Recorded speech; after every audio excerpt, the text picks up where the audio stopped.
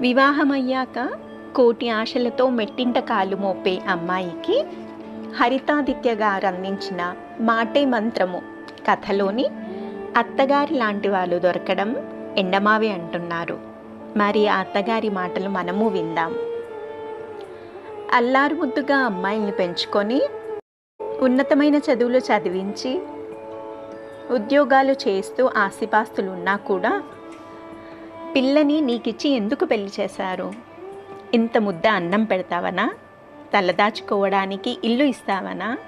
లేక వాళ్ళ పిల్ల వాళ్లకు భారమైందా? వారి తరువాత వారిలా చూసుకుంటావని, జీవితాంతం తోడుగా ఉంటావని, పిల్ల పాపలతో ఇద్దరూ సుఖంగా ఉంటారని.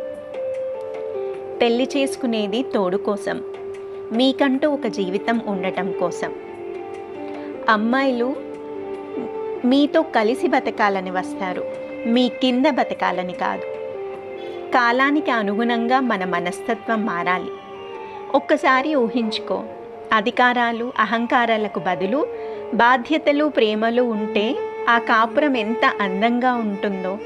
వేరువేరు కుటుంబాలు అలవాట్లు ఆచారాల నుంచి వచ్చిన ఇద్దరు ఒకే జీవితం ఒకే కుటుంబంగా మారడమే వివాహ వ్యవస్థ.